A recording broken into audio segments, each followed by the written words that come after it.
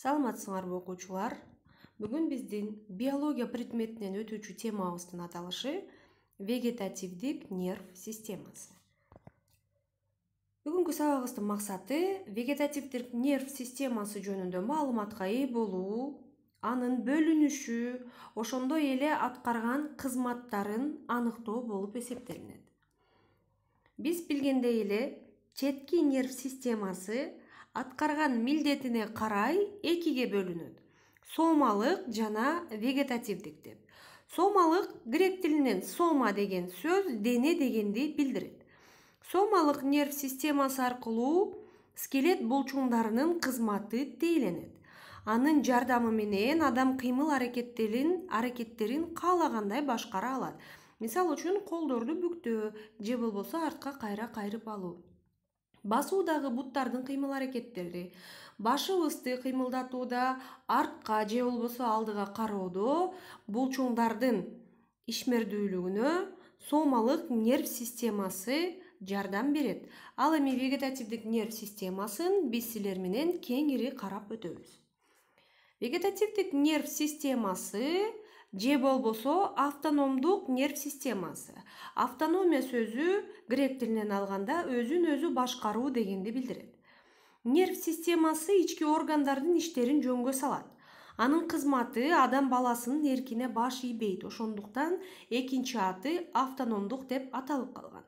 Мисал катары карап кете турган болсок, жүрөктүн согуусун адам каалаган убагында токтото албайт. Мисал үчүн, бир адам өтө катуу чуркап баратат дейли.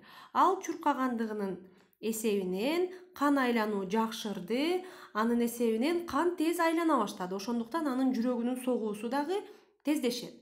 Ал эми биз өз аң сезимибиз менен жүрөктү токто же болбосо секинирээк иште деп жөнгө сала албайбыз. Айткан учурда дагы жүрөк бизди укпайт. Анткени бул нерв система адамдын аң сезимине баш ийбейт. Же болбосо организмге жакпай турган тамакты жеп алды дейли. Бирок аны организм сиңирбей жатат. Биз аң сезимибиз менен тамактын сиңирилишин тездете албайбыз. Анткени бул бизден көз карандысыз нерв системага баш ийет. Же болбосо тердөөнү дагы тездете албайбыз. Эгерде адам суук жерде төмөн температурада олтурган болсо, андан тер бөлүнүп чыкпашы мүмкүн. Аны биз аң сезимибиз менен тердете албайбыз. Тездете дагы албайбыз. Вегетативдик нерв системасы өз ара симпатикалык жана парасимпатикалык системаларга бөлүнөт. Бул экөөнүн борбордук жана четки бөлүктөрү бар.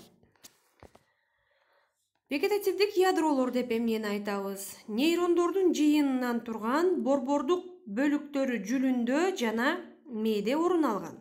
Бул бөлүктөр вегетативдик ядролор деп аталышат. Вегетативдик ядролор симпатикалык же парасимпатикалык болуусу мүмкүн. Аларды кеңири карап өтө турган болсок, симпатикалык ядролор жүлүндүн көкүрөк жана бел бөлүктөрүнөн орун алышкан.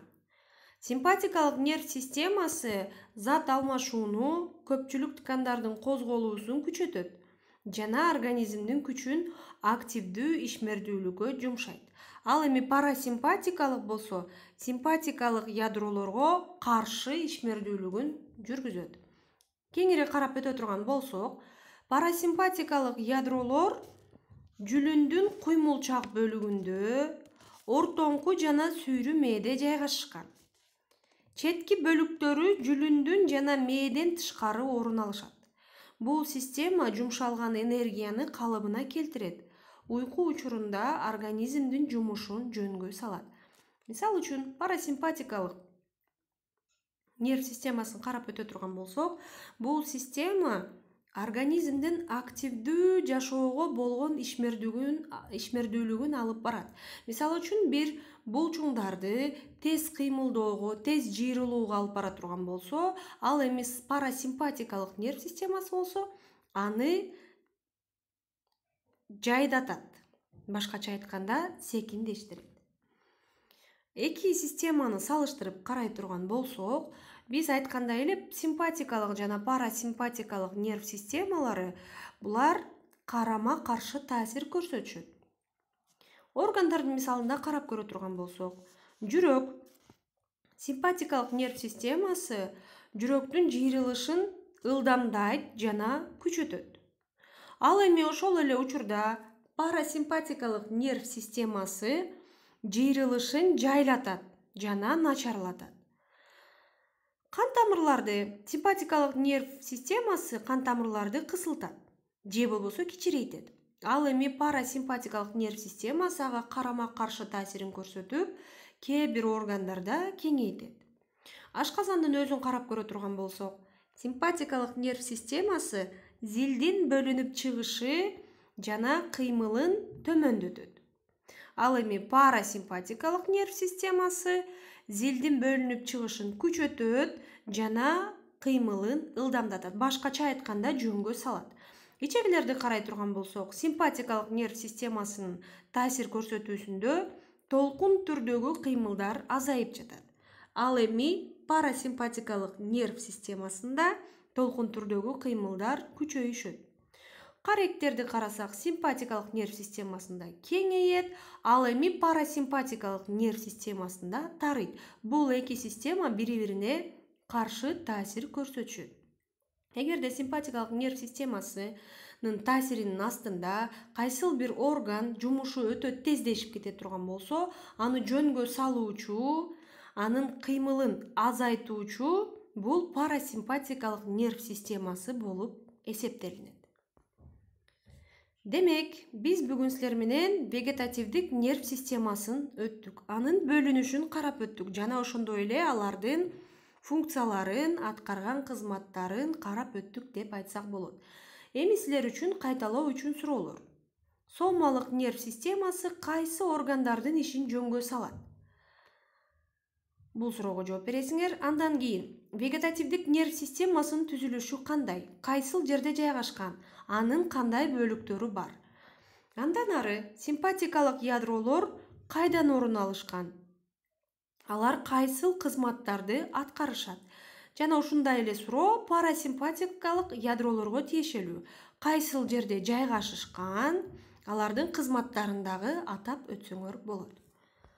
Эгерде тема түшүнүктүү боло турган болсо, анда силер үчүн үйгө тапшырма. Биринчиден суроолорго жооп беребиз. Биринчи сурообуз: чуркап бараткан адамдын жүрөгүнүн ишин кайсы нерв системасы тейлейт? Буга чейинки таблицадан карап, жообун тапсаңар болот. Экинчи сурообуз: шилекей бездери шилекейди көп чыгаруусун кайсыл система жөнгө салат? Жана үчүнчү сурообуз: вегетативдик нерв системасынын функцияларына, башкача айтканда аткарган кызматтарына мисал келтирип өткүлө. Андан сырткары китебибиздин 31-33 бетке чейин теманы конспект кылабыз, андан ары 15-сүрөттү тартабыз.